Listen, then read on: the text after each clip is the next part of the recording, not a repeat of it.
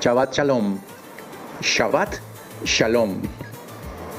Muy buenos días, les habla Ricardo Riveros y estamos transmitiendo En Familia con el Eterno. Estamos transmitiendo desde Colombia y usted está sentado virtualmente alrededor de la mesa de esta familia. Aquí está mi esposa, mis hijos, y estamos estudiando las Sagradas Escrituras desde un punto de vista educativo. En primer lugar, pues vamos a ubicarnos. Hoy es sábado 7 de marzo del año 2026 y esa fecha se corresponde con el día 18 del mes 12º o mes de Adar del año 5786 en el calendario perpetuo de Hillel II. Es importante que le pongamos atención a estas fechas. Los que hacemos los memoriales de las convocaciones dadas al pueblo hebreo, al pueblo que ama al Eterno, al pueblo que desea imitar al Eterno, hacer justicia, juicio y misericordia, porque en este calendario podemos tener cercanía con las temporadas, con los meses en que se hacen las festividades. Ya en menos de un mes, más o menos en 26 días, se inician las festividades o los memoriales de las festividades de la primavera con la fiesta de Pesaj. Por esa misma razón, en las comunidades o en las sinagogas se hace una lectura especial por estos días y es la Parashá Pará, que alude al sacrificio de la vaca colorada o la vaca roja, queriendo ellos con esto espiritualmente, lo llaman ellos, queriendo cumplir con el precepto de la vaca colorada. Ya en episodios anteriores les he hablado de el vacío que quedó en el pueblo después de la destrucción del segundo templo a manos del general Tito, en el que sobreviven un grupo de hebreos no creyentes en ninguno de los proclamados Mesías, incluido Yeshua, hijo de José, al que usted muy seguramente en su cristianismo lo conoce como Jesús, que no está de más decirle que es muy diferente ese Jesús al Yeshua ben Yosef, al Yeshua hebreo. Y no se vaya a molestar, porque no se lo digo para que se molesta o se ofenda, sino porque hay que escudriñar en las Sagradas Escrituras y entender lo que le estoy diciendo. A mí me ha tomado casi 40 años, me tomó casi 36 años entender quién es el Jesús enseñado por Roma y quién es Yeshua, el hebreo. ¿Ok? Estas últimas semanas han sido semanas de tratamiento de un tema sensible. Hace una semana leí la porción de que es para el anticipo de la fiesta de Purim o Purim, mencionando que hay un precepto que el mismo Dios le dio al pueblo hebreo, diciéndole: borrarás para siempre la memoria de Amalek. Y entonces esta mesa, que es para educar a mis hijos, para formarlos moralmente, para formarlos espiritualmente, para guiar, algunas personas pues se escribieron en el chat de este en vivo y hubo comentarios, comentarios diciendo: entonces yo soy un Amalek.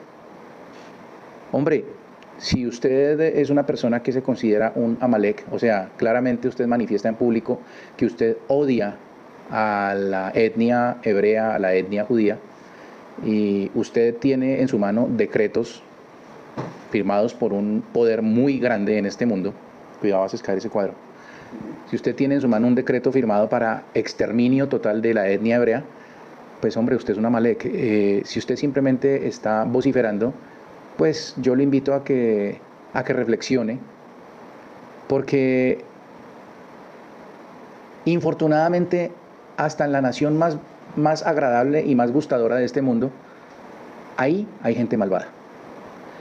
El pueblo hebreo pues no es la excepción. Hay cosas muy dolorosas que uno ve a niveles altos, pero pues este espacio no está destinado a hacer proselitismo ni pro-Israel ni anti-Israel, ni está destinado a hacer proselitismo en favor de los palestinos ni en contra de los palestinos, y mucho menos está destinado a convertirse en un movimiento político como lo hacen varias llamadas, muy mal llamadas iglesias, queriendo manipular los votos de sus adeptos, de sus seguidores, cosa que me parece, a mi modo de ver, algo totalmente impuro y salido de contexto, porque el mover espiritual debe ayudarle a una persona a reflexionar, a mirar dentro de sí mismo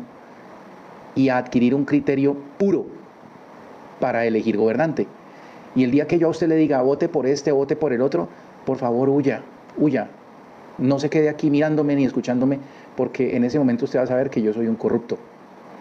Y si usted está yendo a una iglesia en la que le están indicando por quién votar, huya.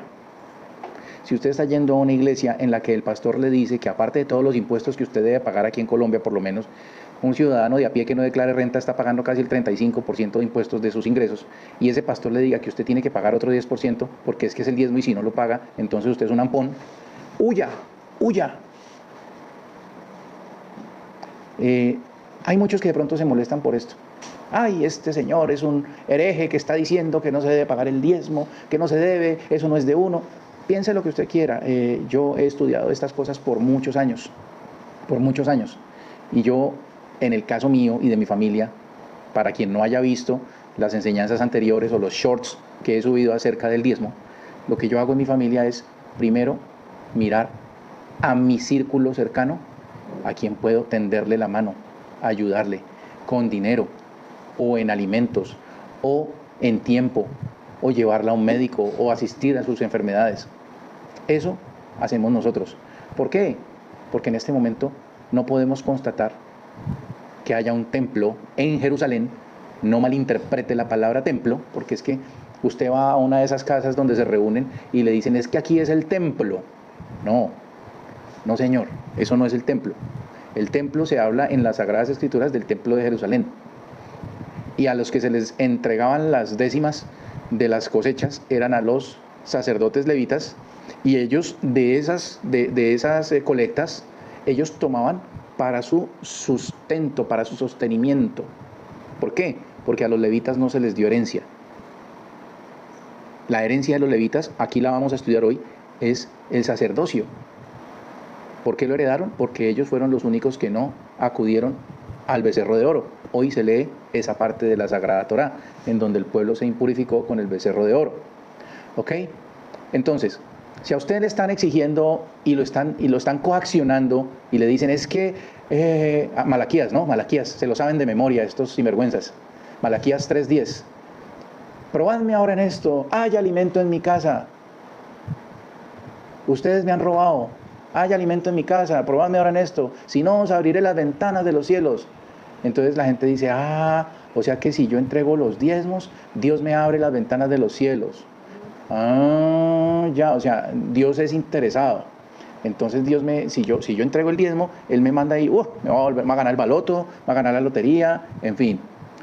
Pero muy pocos, tristemente, muy pocos son los que leen, no Malaquías 3:10, sino Malaquías desde el capítulo 1, para darse cuenta a quién se le está dirigiendo este llamado de atención. Si usted quiere saber a quién se le está dirigiendo este llamado de atención, pues yo no se lo voy a decir. Léalo y entienda por qué manipularon el versículo antes de la recolecta de los diezmos en su iglesia.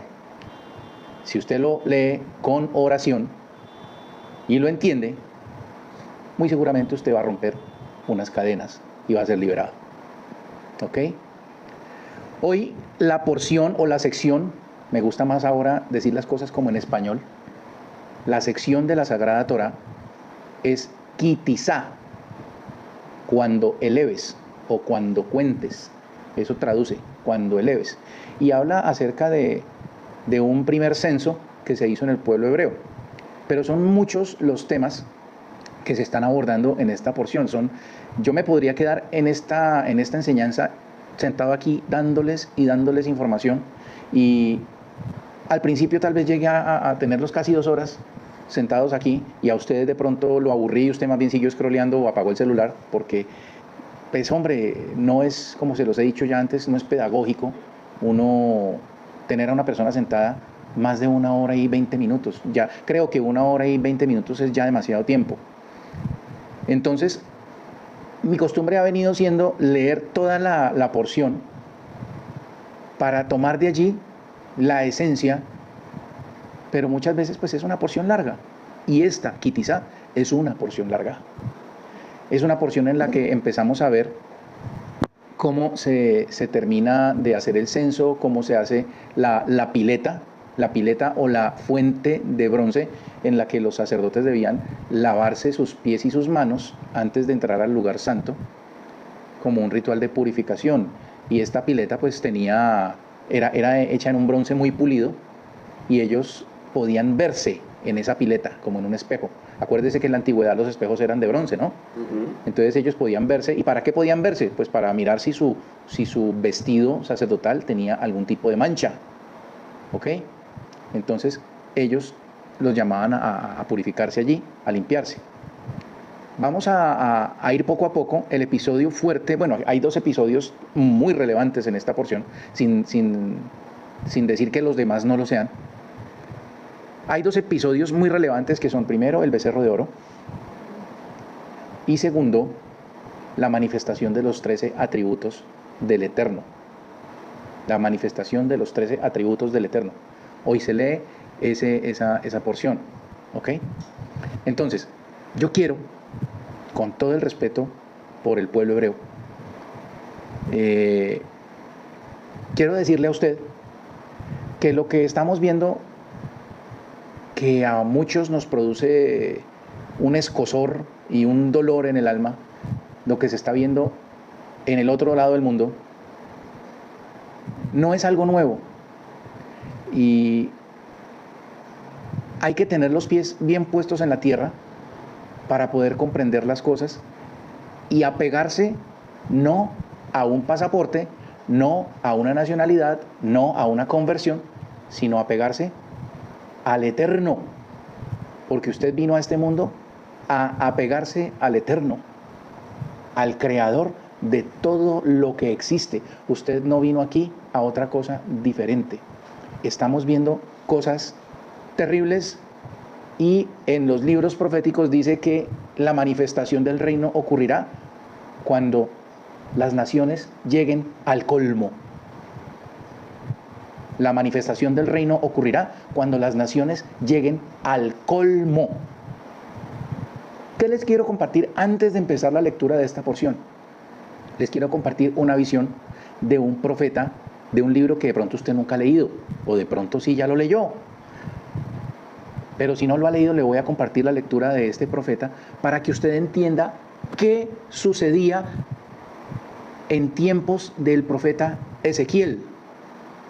Entendemos que Ezequiel es uno de los profetas del exilio. ¿De cuál exilio, José? De Babilonia.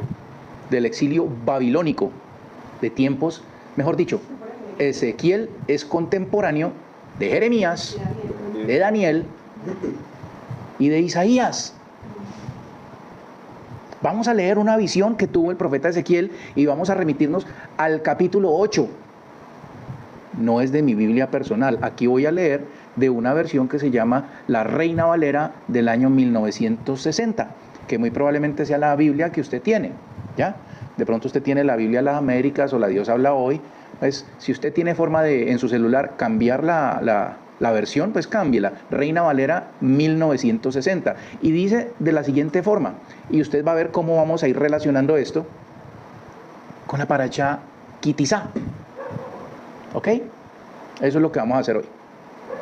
En el 6º año, en el mes 6, a los 5 días del mes, aconteció que estaba yo sentado en mi casa, y los ancianos de Judá estaban sentados delante de mí, y allí se posó sobre mí la mano del Eterno, el Señor.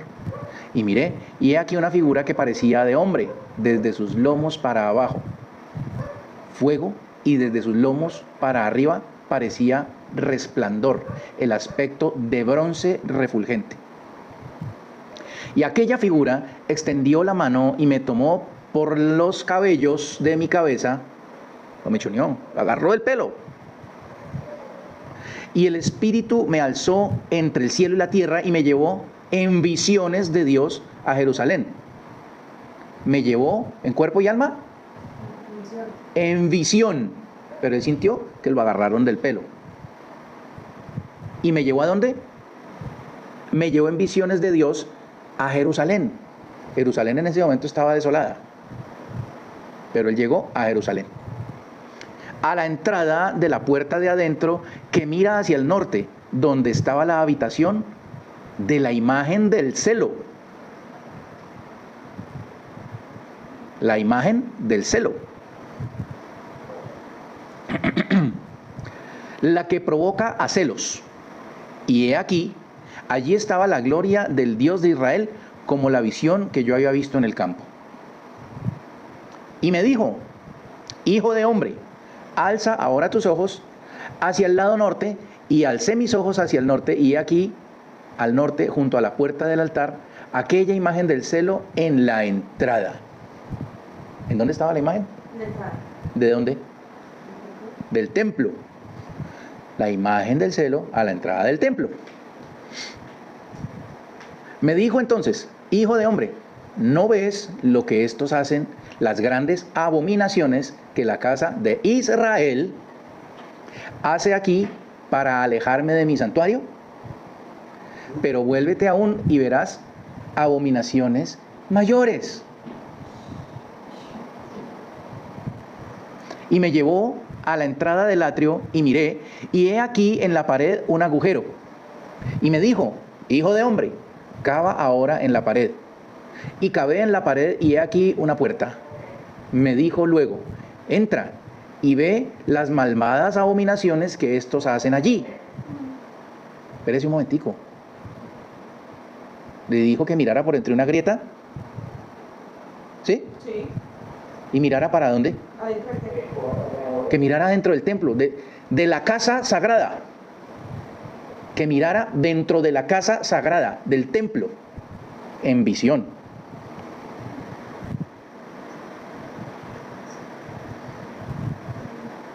Entré pues y miré, y he aquí toda forma de reptiles y bestias abominables, y todos los ídolos de la casa de Israel. Todos los ídolos de la casa de Israel. ¿Israel tenía ídolos? Dentro del templo. Dentro del templo sagrado. ¿Quién supuestamente habita en el templo? La presencia divina, conocida como la Shejinah. Estaban pintados en la pared por todo alrededor, y delante de ellos estaban 70 varones de los ancianos de la casa de Israel. El Sanedrín. ¿Cuántos varones integraban el Sanedrín?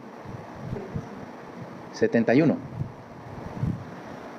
Eran los 70 ancianos y el sacerdote. Era un número impar. ¿Para qué? Para efectos de las votaciones que debían hacer en determinados episodios. 71. Habían 70 varones aquí.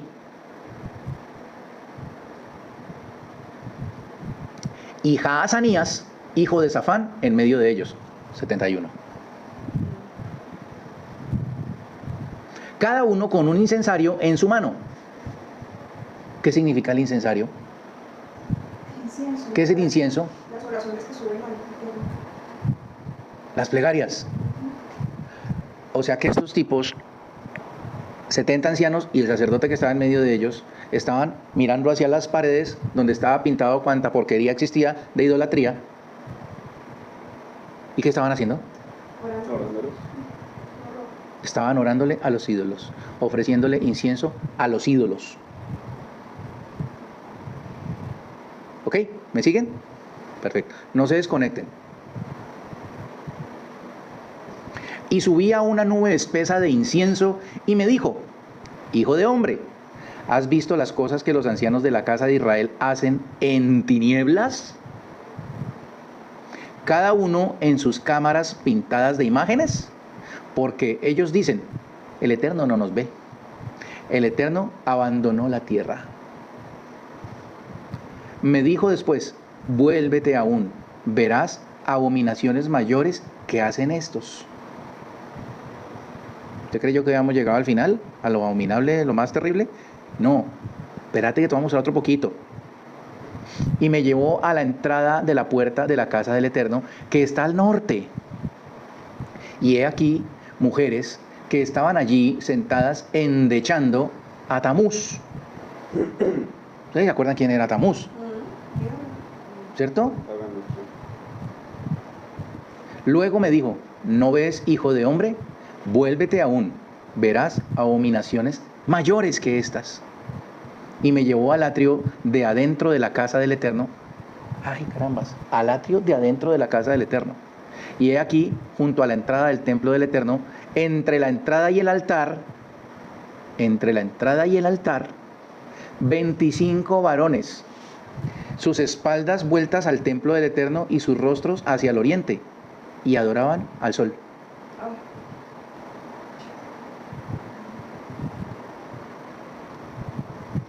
Postrándose hacia el oriente, y me dijo, ¿no has visto, hijo de hombre? Es cosa liviana para la casa de Judá hacer las abominaciones que hacen aquí. Después que han llenado de maldad la tierra, se volvieron a mí para irritarme. He aquí que aplican el ramo a sus narices, pues también yo procederé con furor.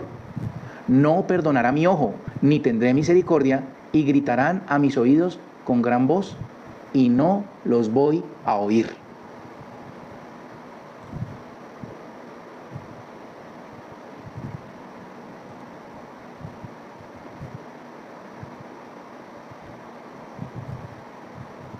Para ir redondeando más esta idea, voy a empezar por el final y hacer algo que muy poco hago, que es leer la Haftará de la porción Kitizá.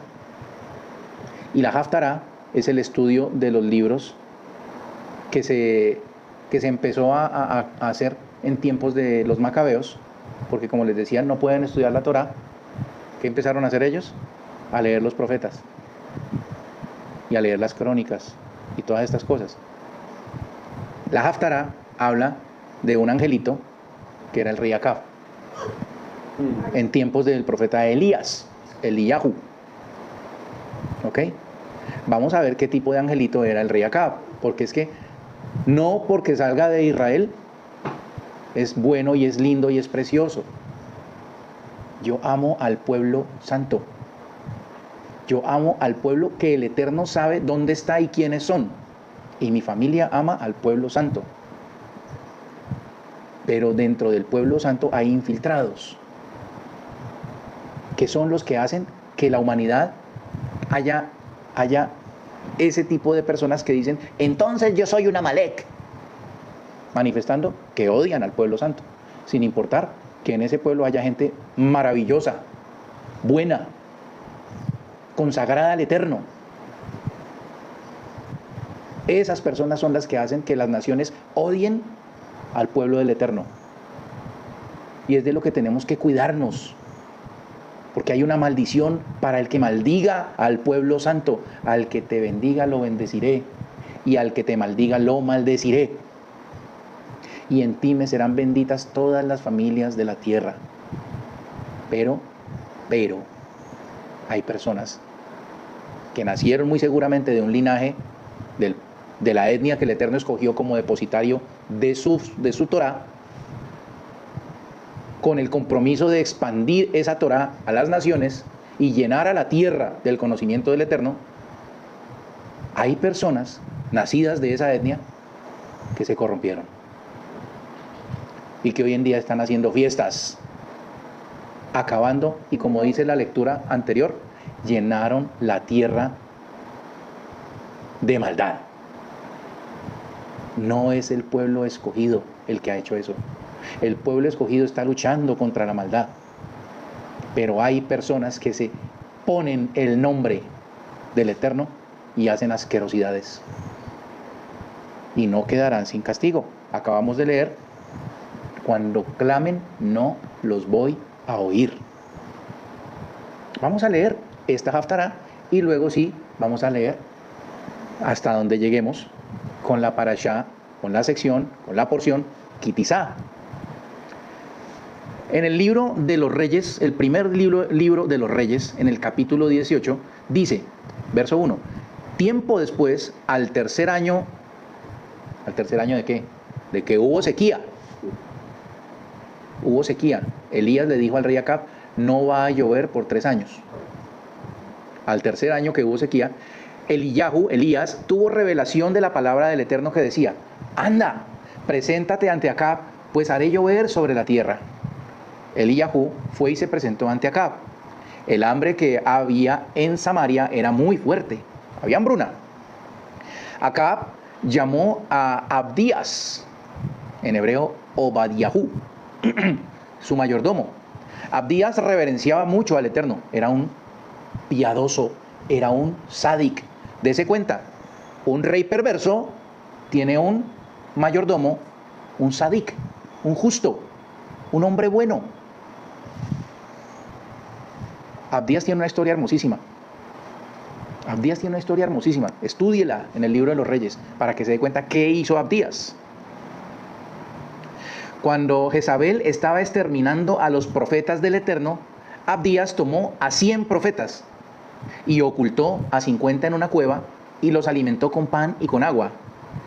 Acab le dijo a Abdías, recorramos la tierra, todos los manantiales y todos los ríos, quizás encontremos pasto para mantener vivos a los caballos y a los burros para que no perdamos los animales. Se repartieron las zonas del país que debían recorrer. Acab se fue solo por un camino y Abdías por otro. Ya en el camino, Abdías vio de repente que estaba frente a Elías.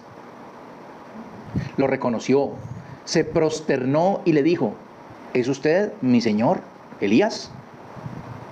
Sí, le respondió él, soy yo. Anda donde tu amo y dile que aquí está Elías. Este respondió, ¿cuál fue mi transgresión? A Elías lo estaban buscando para matarlo. Y Elías se lo encuentra y le dice, va y dígale que usted habló conmigo, que yo me voy a ir a ver con él. Entonces Elías se asustó y dijo, uy no, ¿y ahora qué me van a hacer? ¿Cuál fue mi transgresión? ¿Por qué usted pretende entregarme a mí, que soy su servidor, en manos de Acab para que me mate? Tan cierto como la existencia del Eterno, tu Dios, que no hay nación o reino a la que mi amo no haya enviado a buscarlo a usted, y cuando le decían no está, les hacía jurar que en verdad no le habían hallado. Y ahora usted me dice, anda, dile a tu amo que aquí está Elías. Lo que va a suceder es que cuando yo me aleje de usted, el Espíritu del Eterno lo llevará a usted a donde yo no sepa. Y cuando yo le dé la noticia a Acab, él no lo va a hallar a usted y me va a matar. Pero yo, tu servidor, soy temeroso del Eterno desde mi juventud. No desde hace 8 días. Desde niño soy temeroso del Eterno. ¿A quién eligió el Eterno para anunciar que Elías se iba a presentar delante de Acab? A un hombre justo desde su juventud. Un hombre dedicado y temeroso del Eterno. ¿Acaso no le contaron a usted lo que hice cuando Jezabel mataba a los profetas del Eterno? Pues oculté a 100 de ellos, 50 en una cueva y 50 en otra, y los alimenté con pan y con agua. Y ahora usted me dice que vaya y le diga a mi amo que aquí está Elías. Y él me mata. Pero Elías respondió, así como el Eterno de los ejércitos, ante quien yo estoy parado, vive, que hoy mismo tengo que presentarme ante el rey. Abdías salió al encuentro de Acab y se lo dijo. Acab fue entonces a encontrarse con Elías. Cuando Acab vio a Elías, le dijo, ¿es usted el que causa problemas a Israel? Fíjese, ¿es usted el que está poniendo problemas a Israel? O sea, era cínico este asqueroso. El que pone problemas es el profeta. El que pone problemas es el que se pega de la Sagrada Torá y le dice al rey sus pecados en la cara. ¿Es usted el que le está poniendo problemas a Israel?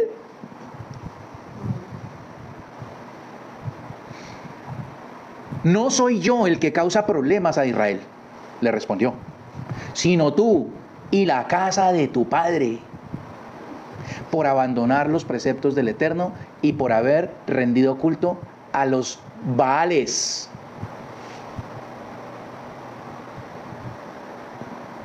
Lo mandaron a presentarse ante Acab para que le cantara la tabla.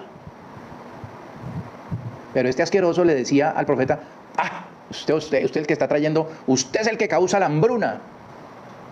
Usted es el que está impidiendo que caiga lluvia sobre Israel. Usted es el del problema.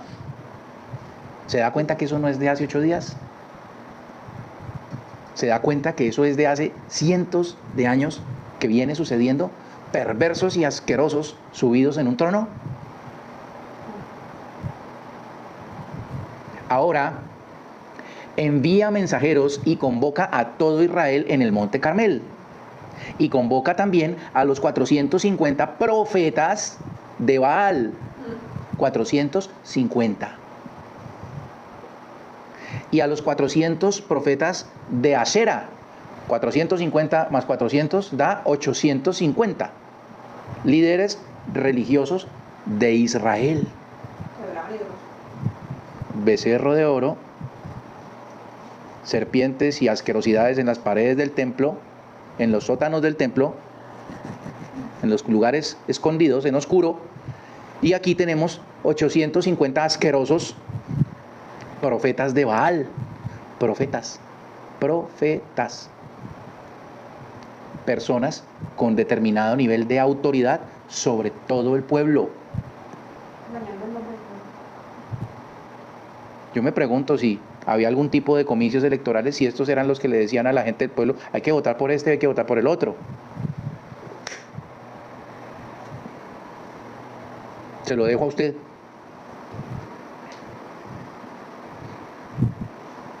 Que comen a la mesa de Jezabel. Jezabel era la fenicia, esposa de el rey Acab, que es recordada en las visiones proféticas donde se habla de una ramera, que son varias, no solo la de Apocalipsis, son varias. Acab envió mensajeros a todos los israelitas y convocó a los profetas en el monte Carmel. Elías se acercó al pueblo y dijo: ¿hasta cuándo seguirán vacilando entre estas dos ideologías? Si el Eterno es el Dios, síganme. Pero si lo es Baal, síganlo a él. Dejen la ambivalencia. Pero el pueblo no respondía palabra. Estaban adormecidos, atontados. El pueblo era... y no respondían. Entonces Eliyahu le dijo al pueblo: yo solo quedé como profeta del Eterno, y los profetas de Baal son 450 hombres. Dennos 2 novillos, y que elijan un novillo, lo corten en pedazos y lo pongan sobre la leña sin encenderle fuego. Y yo prepararé el otro novillo y lo pondré sobre la leña sin encenderle fuego. Invoquen el nombre de su Dios, y yo invocaré el nombre del Eterno. El que responda con fuego será el verdadero Dios. Toda la gente respondió: ¡buena idea! Entonces Eliyahu les dijo a los profetas de Baal: elijan un novillo para ustedes y prepárenlo primero, porque ustedes son mayoría. Invoquen el nombre del ídolo de ustedes, pero no enciendan fuego. Ellos tomaron el novillo que eligieron, lo prepararon e invocaron el nombre de Baal desde la mañana hasta el mediodía. Decían: Baal, respóndenos. Pero no hubo ni sonido ni respuesta. Ellos hacían todo tipo de danzas idólatras junto al altar que habían erigido.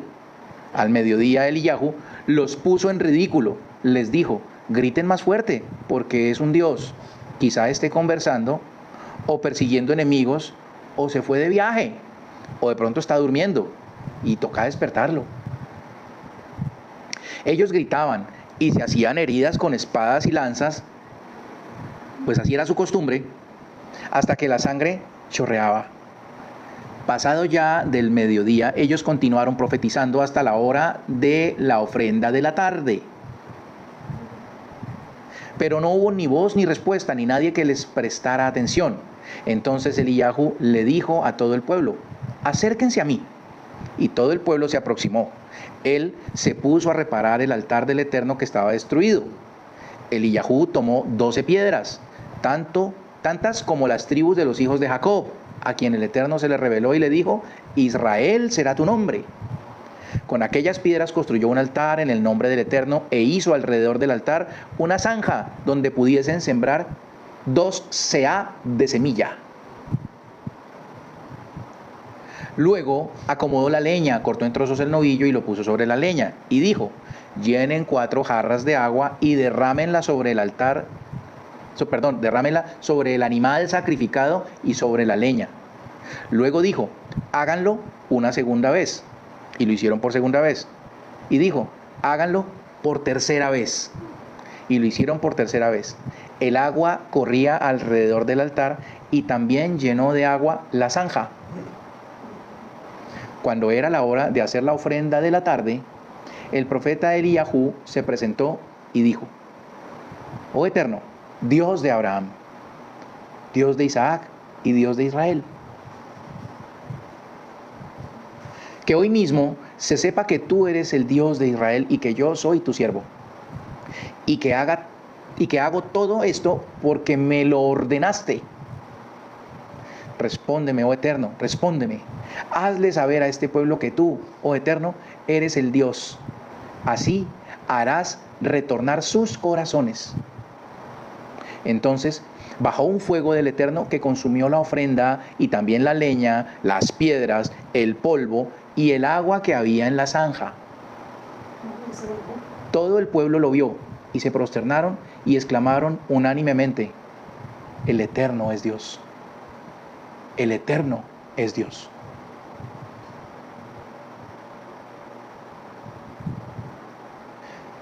Les he leído 2 episodios. Lo que sigue después de esta lectura, si quiere léanlo en el capítulo 18 y 19 del libro de Primero de los Reyes, que es pesado, bien pesado, pero vale la pena leerlo, al que no lo conozca, porque de pronto allí detrás de la cámara en su casa hay personas que dicen: no, yo me sé toda la historia. El que no se la sepa, léala, y el que quiera meditar en esa historia porque ya la conoce, pues vuelve y léala, así como le recomiendo que leamos la porción como tal. Vamos a explicar.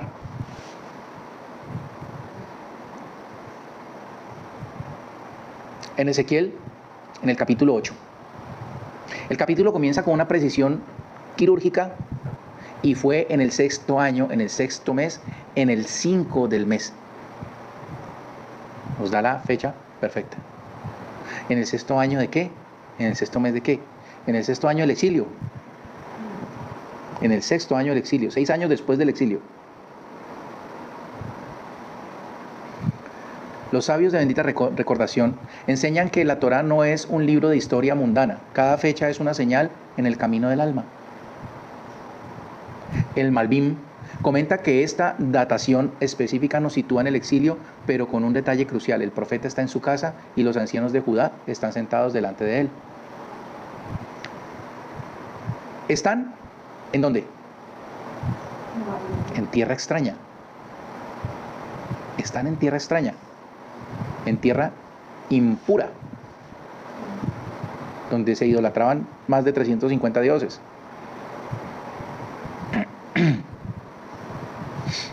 Lejos de su templo, pero buscan la palabra del Eterno. Y ahí, en la fragilidad del exilio, la mano del Eterno cayó sobre él. ¿Qué es esta mano? No es una mano física, sino una emanación profética, una fuerza que arranca al profeta de su realidad cotidiana para mostrarlo todo. Hay un sabio, el Radak, que explica que esta profecía era necesaria para que los ancianos y a través de ellos todo el pueblo entendieran por qué el sufrimiento había llegado. ¿Esta profecía era necesaria para qué? Espérese un segundo, a ver, Richie. ¿Acaso no sabían? Yo le voy a decir algo a usted. Hay un texto por allá en Jeremías después se lo ubico y se lo pongo allí en un video, en donde el Eterno le dice a Jeremías, dígales a los ciudadanos, por decirlo de alguna manera, dígales que no salgan a la batalla,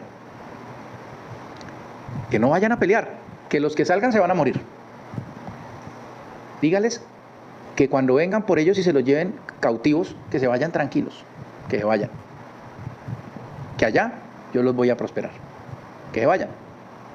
Entonces los que salieron a la batalla murieron, porque no hicieron caso, pero los que no salieron a la batalla fueron preservados. Y muchos de ellos decían, pero espérate un momentico, pero pues yo hago mis plegarias, yo hago mis donaciones, yo hago justicia, yo estoy buscando reflejar el rostro de mi Creador delante de la humanidad. Camine, mi hijo, me lo llevo. No entendían por qué estaba pasando lo que estaba pasando. Y pues en esa época no había Instagram, no había TikTok, no había YouTube, no se podía uno espaciar contando noticias en redes sociales para que todo el mundo diera cuenta de las porquerías que están haciendo en otros lados. Entonces era gente que iba en su total inocencia, gente buena, labriegos o pastores, era lo que se dedicaban los hebreos, algunos eran escultores, entonces se los llevaron exiliados.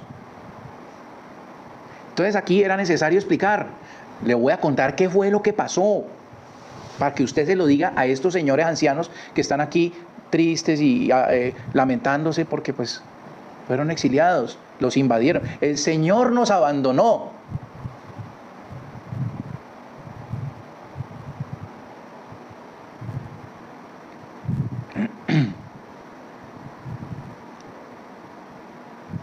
Y a través de ellos, a través de los ancianos, todo Israel entendieran por qué el sufrimiento había llegado. No era un castigo caprichoso, sino la consecuencia inevitable de una realidad que se había mantenido oculta. Triste, ¿no? Usted llevar sus ofrendas, sus corderitos, todo como se había ordenado en la ley de Moisés, llevarlo al templo con su corazón puro y limpio, y que allá estos sinvergüenzas corruptos estuvieran ofreciéndolo ¿a quién? A los Baales.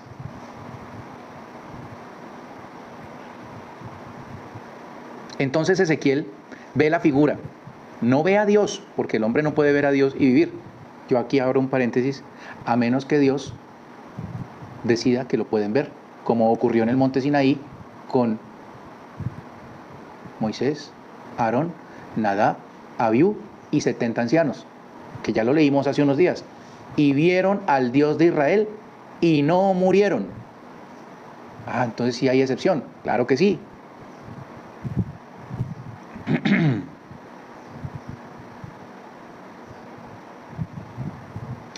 Ve una semejanza como aspecto de fuego, desde sus lomos hacia abajo fuego, desde sus lomos hacia arriba un brillo como el de ámbar. Nuestros sabios en el Zohar se estremecen ante esta imagen. El fuego de abajo es el juicio que se manifiesta en el mundo material.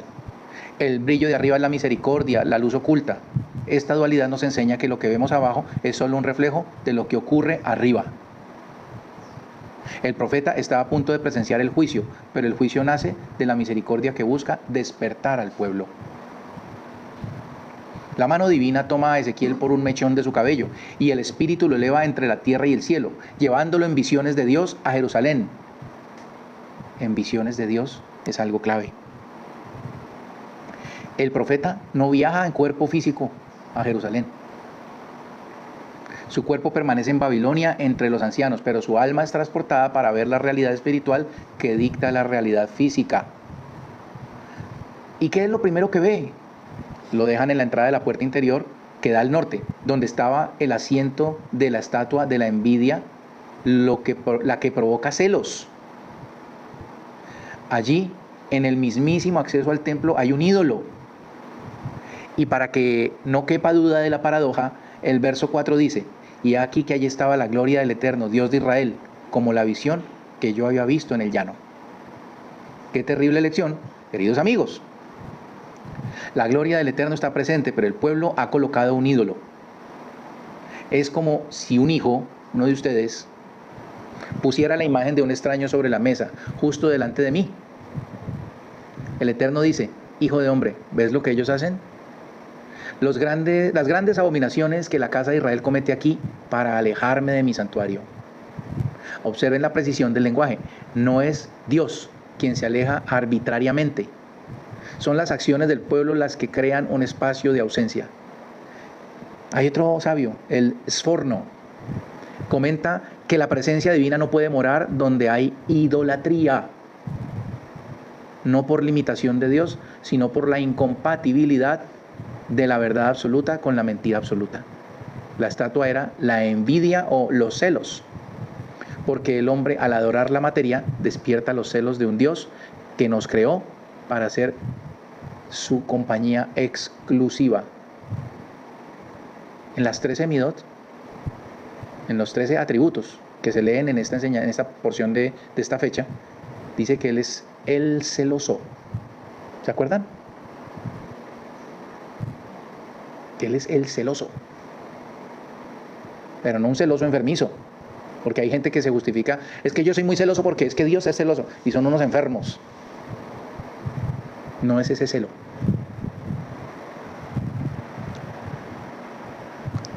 El Eterno le dice, vuelve y aún verás abominaciones mayores. Y lo lleva a la entrada del atrio. Allí en la pared hay un agujero y Dios le ordena, cava ahora en la pared. Abre más el huequito para que veas.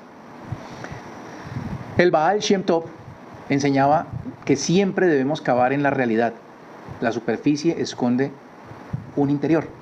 Lo que parece un muro liso tiene una grieta y cuando Ezequiel cava encuentra una puerta.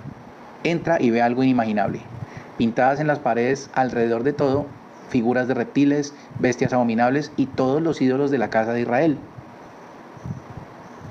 Y al frente 70 ancianos con Jaazanías, Ben Safán en medio, cada uno con un incensario ofreciendo incienso.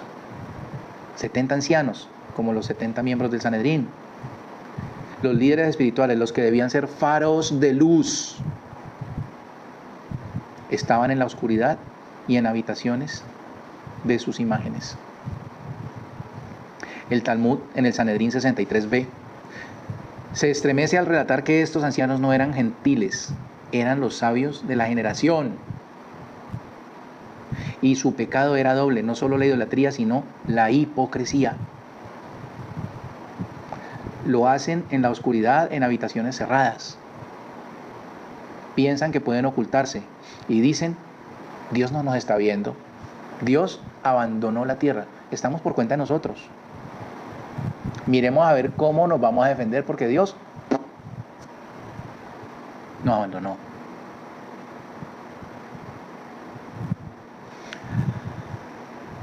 Es ahí donde hay una de las enfermedades más profundas del alma. No es solo el acto de adorar imágenes, es la filosofía que lo justifica, el deísmo práctico. Creen que Dios creó el mundo y se fue de vacaciones. Que la tierra está abandonada a la voluntad del hombre. El Jobot Halevavot, que significa deberes de los corazones, dedica páginas enteras a combatir esa herejía. Decir Dios no ve no es un error teológico menor. Es la raíz de toda inmoralidad, porque si nadie ve, todo está permitido. ¿Entienden por qué hoy en día está sucediendo lo que vemos en las noticias? Porque llegó un punto de estar tan alejados de Dios que dicen, son cuentos. ¿Cuál Dios? A ver, ¿dónde está? No lo veo. Y están llenando la tierra ¿de qué? De dolor, de muerte y de sufrimiento. Porque Dios no ve. ¿Entienden? Espero que usted entienda también.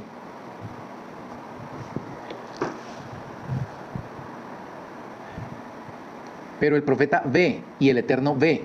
Y nosotros al estudiar esto debemos preguntarnos, ¿qué habitaciones oscuras tenemos en nuestro corazón donde actuamos como si la presencia divina no morara allí? Y esa es la parte práctica. ¿Usted también tiene esas habitaciones oscuras? ¿Usted también tiene sus ídolos pintados en esa pared de esa habitación oscura? ¿Usted tiene episodios de su vida que piensa, Dios no está viendo? Tenga cuidado. Porque Dios lo ve. Y le entrega su paga. Yo puedo engañar a mi esposa. Yo los puedo engañar a ustedes. Yo puedo engañar a mis padres, a mis hermanos, a mis vecinos, pero a Él. Y me entrega la facturita completa de lo que yo haga. Tenga temor del Eterno. Irat Hashem, dicen en el hebreo. Irat Hashem, temeroso del Eterno. ¿Se acuerdan que ahí decía que Abdías era temeroso del Eterno? Eso significa ser temeroso del Eterno. Desde mi juventud, temeroso del Eterno. Nuevamente, la voz divina le dice, volverás, verás abominaciones mayores que estas. Y ahora lo lleva a la puerta de la casa. ¿De cuál casa?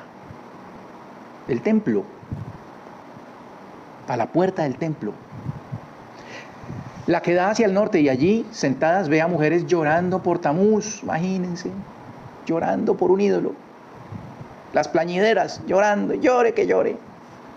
Tamuz era un dios babilónico al que se le dedica la fiesta que hoy se llama la Navidad, originalmente. Tamuz. ¿Por qué digo yo eso? Ay, Ricardo, ¿cómo así? O sea que es pecado hacer el arbolito y el pesebre.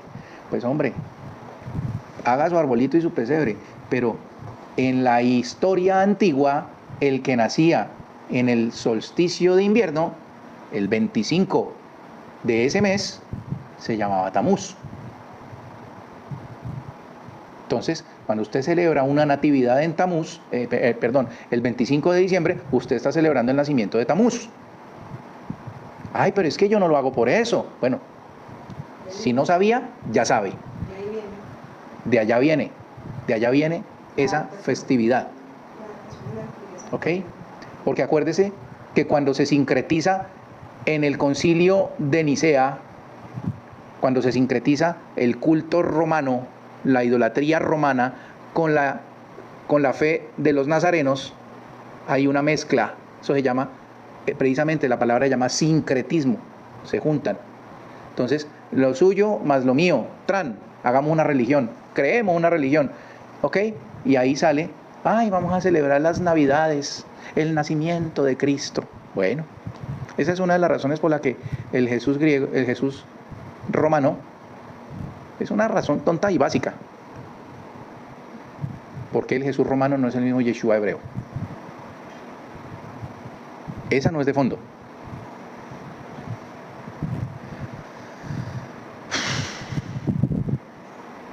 Tamuz era una deidad babilónica. Se decía que moría con el inicio del verano y las mujeres lo lloraban para que resucitara.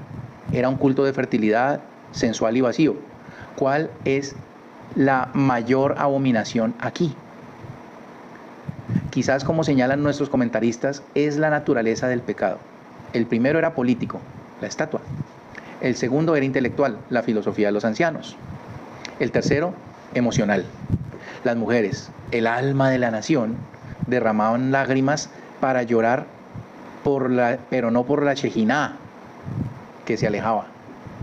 No lloran por el templo destruido, no lloran por sus hijos alejados de la Torá, lloran por un ídolo, por algo vacío. Hay un libro del rabino, del sabio que me gusta tanto, del rabí Moshe Haim Luzzatto, que se llama Mesilat Yesharim, el sendero de los rectos. Recomendado ese libro. Nos enseña que el corazón es el campo de batalla y las emociones. Póngame atención, porque aquí hay algo muy fuerte. Nos enseña que el corazón es el campo de batalla.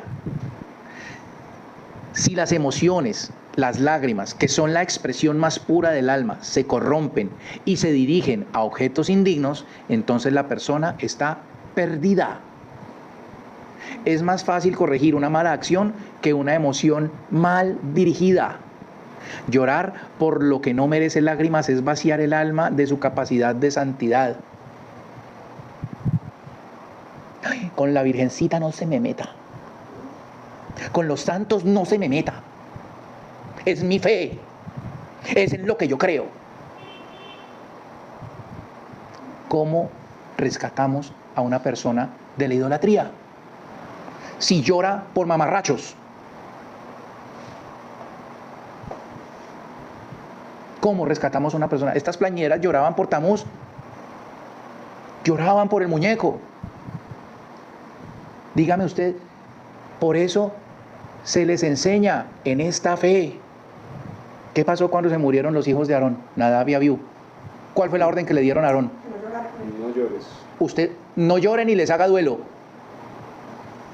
Usted no llore ni les haga duelo. Ay, no, pero qué dureza de corazón la de Moisés. ¿Cuál fue la lección? Eso no lo mandó a hacer Moisés. Eso le dijo el Eterno a Moisés: dígale a Aarón que cuidadito va a llorar. Y cuidadito va a hacer duelo. Se llama una cosa que les están enseñando en el colegio, Mati. Manejo de las emociones. Manejo de las emociones. Usted debe ser señor de sus emociones. ¿Por qué se llenan esas iglesias que enseñan cosas que no son ciertas? Porque la gente va corriendo detrás de que le hagan un milagro. Y allá hacen milagros. Porque como ya lo hemos visto, mientras Moisés hacía un milagro con su vara, que el Eterno le decía: haga esto, ¿qué hacían los brujos y los hechiceros del faraón? Lo mismo. Hacían milagros. Una vara en forma de serpiente. Mijo, necesito una varita convertida en forma de serpiente. Sí, señor. Tran. Hasta que llegaron los piojos y los brujos le dijeron al faraón: eso sí es el dedo de Dios. Eso sí es el dedo de Dios. No podemos.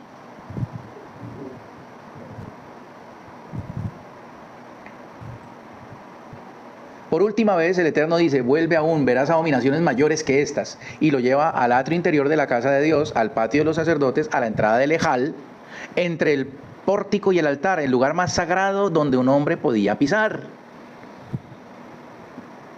El lugar donde los sacerdotes bendecían al pueblo, el lugar donde se ofrecían los sacrificios. Y allí ve 25 hombres de espaldas al Ejal, al lugar donde estaba el arca, y con sus rostros hacia el oriente, postrándose ante el sol. La cúspide de las abominaciones. Están en el patio de los sacerdotes, dándole la espalda al lugar santísimo. Literalmente le muestran la nuca a Dios. Están adorando la creación, el sol, en lugar de adorar al creador del sol. Y lo hacen dentro del templo. Rashi, otro sabio muy prominente del pueblo, comenta que estos 25 hombres eran los líderes supremos, quizás los jefes de las 25 guardias sacerdotales. ¿Se acuerdan que había 25 guardias sacerdotales? ¿Hijos? No me acuerdo. Ok. Zacarías, el papá de Juan el Bautista, de Juan ben Zacarías, estaba cumpliendo su turno de ofrecer el ketoret, el incienso. Estaba en una de esas guardias. Los sacerdotes tenían un calendario para ellos en su momento ir a hacer la ofrenda, y era un honor, era un total honor, tan grande el honor que a Juan se le aparece el ángel en ese momento que está ofreciendo el ketoret, el incienso. Ahí es que se le presenta y le dice que van a tener un hijo, y que le dice: ¿y yo cómo voy a saber que es verdad lo que usted me está diciendo? Te vas a quedar mudo hasta que el niño nazca.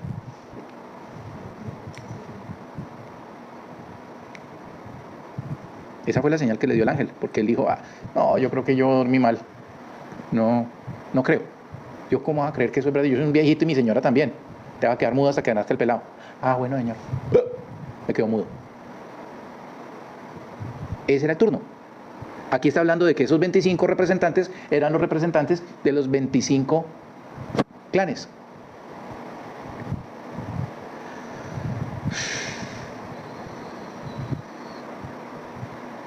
...24 guardias sacerdotales más el sumo sacerdote, toditos metidos en ese cuento. La cúspide de la jerarquía espiritual se había convertido en la cúspide de la rebelión.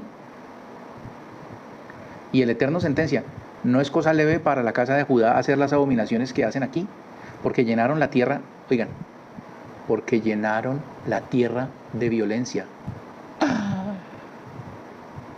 ¿Qué es lo que hacen estas entidades? Llenar la tierra de violencia. ¿Le suena? ¿Sí le suena? ¿A usted le suena? Los líderes supremos llenaron la tierra de violencia.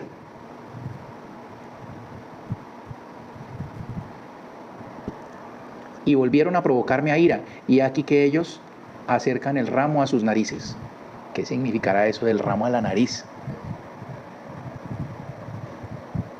Ellos acercan el ramo a su nariz. Aquí los comentaristas se expanden.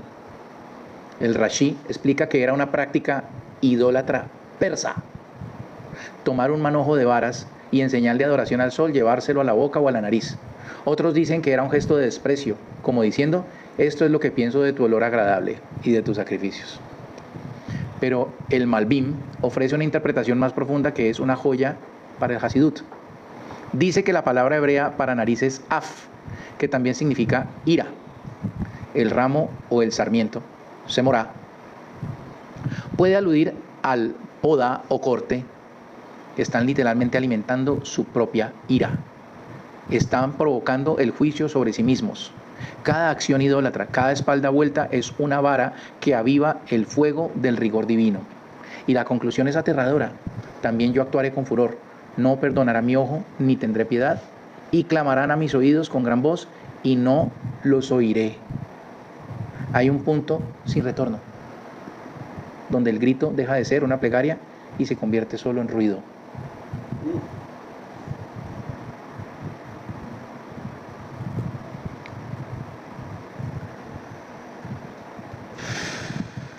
¿Cómo lo podemos traer a hoy?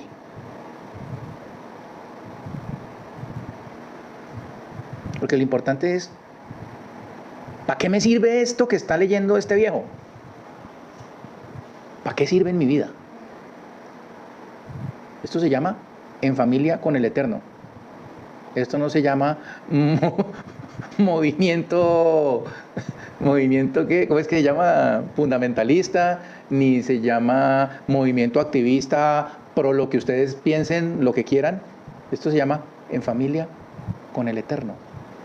Y estamos buscando en la Escritura, en la Sagrada Escritura, lecciones para que nuestra vida sea recta. Cada uno de nosotros es un pequeño santuario.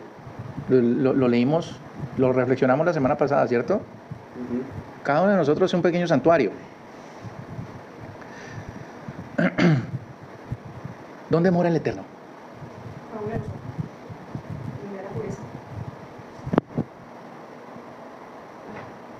Donde lo dejan entrar.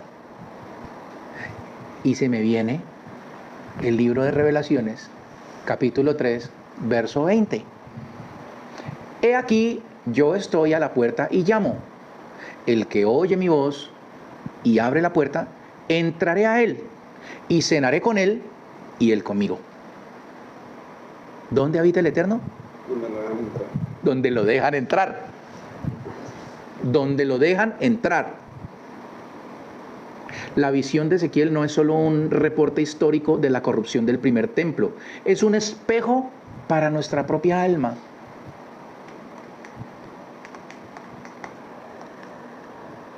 Siempre que usted ve algo asqueroso en otra persona, algo abominable, aborrecible, despreciable, desagradable, es el Eterno el que le está dando a usted una oportunidad de ver algo que usted tiene que corregir en usted. Eso es duro. Eso es muy duro.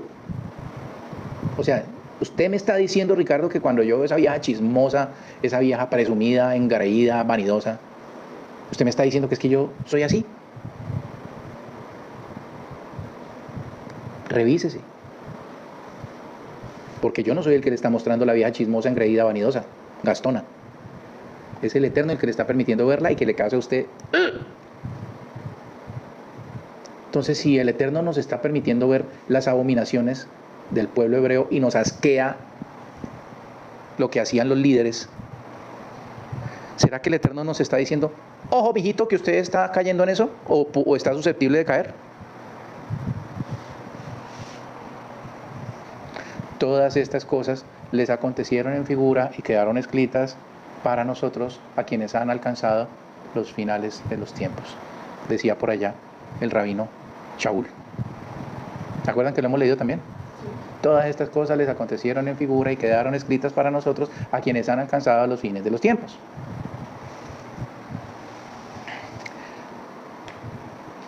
La estatua de la envidia es nuestro orgullo. La estatua de la envidia es nuestro orgullo. ¿Cuál es el ídolo más grande que tiene uno? El ego. Yo, Yotas. Mi Dios más grande y más intocable soy yo. Ay, dígame algo que me toque mi ego. ¿Qué le pasó a mi amor? Se le cayó el ego.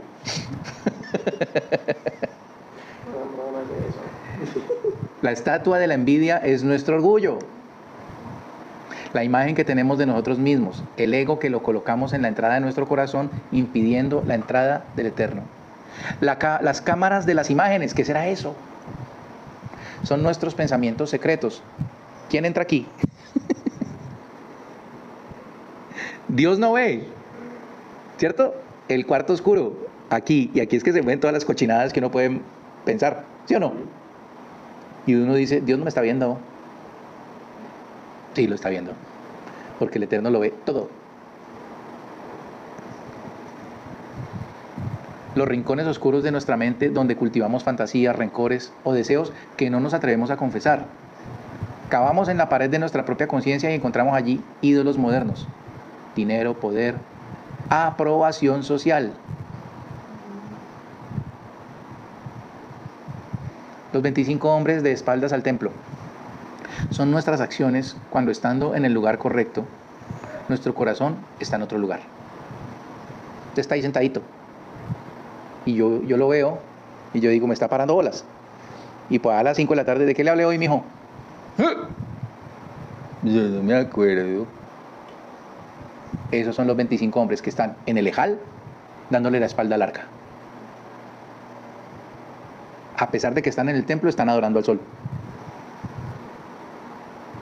Desconectados de la pureza, adorando al sol. ¿Sí entienden lo delicado que es cuando yo le digo, cuando me esté mirando, ojalá que me esté poniendo atención? Y no que yo le pregunte mañana, pasado, ¿cómo se llamaba la sección que estudiamos el sábado? No me acuerdo. Y eso es una enfermedad viral. Váyase y párese en cualquier iglesia, de la denominación que usted quiera. Párese afuera. Y cuando salen todos y empiezan esa vida social, porque a eso es que van, no todos, algunos, eso aquí no pasa en Colombia. Coja cualquiera y dígale, ¿de qué habló el pastor? Pregúntele, ¿qué enseñaron hoy? Yo no me acuerdo. Esos son los 25 que están dándole la espalda al arca.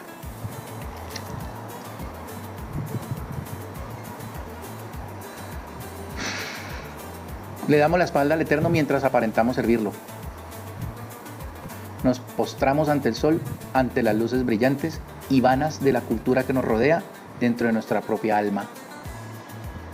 En el Zohar se enseña que todo lo que le sucedió al templo físico es una imagen de lo que le sucede al alma. La destrucción exterior fue posible porque hubo una destrucción interior primero. El exilio de la presencia divina de Jerusalén fue precedido por el exilio de Dios de los corazones de su gente. Pero la profecía no termina en destrucción. Todo el libro de Ezequiel culmina con la visión del tercer templo, el que descenderá construido del cielo. La conciencia del pecado, el cavar en la pared y encontrar la podredumbre es el primer paso para la curación. Reconocer que hemos puesto ídolos en nuestro santuario es el inicio del arrepentimiento. Es decir Dios no ve es la mentira que nos esclaviza. Decir Dios lo ve todo y aún así me ama y espera mi retorno es la verdad que nos libera.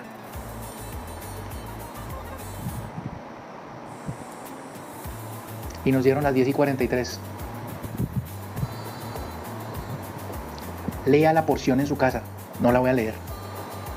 Lea la porción Kitizá en su casa. Medite en ella. Medite en los 13 atributos del Eterno. Y ábrale su corazón al Eterno y sea consciente que Dios sí lo ve, pero que es inmensamente misericordioso y quiere sanarlo y quiere salvarlo. Los ejemplos más duros son los que da el mismo pueblo hebreo en la Sagrada Escritura. No es algo que yo me esté inventando, ni soy antisemita como pudieran pensar algunos.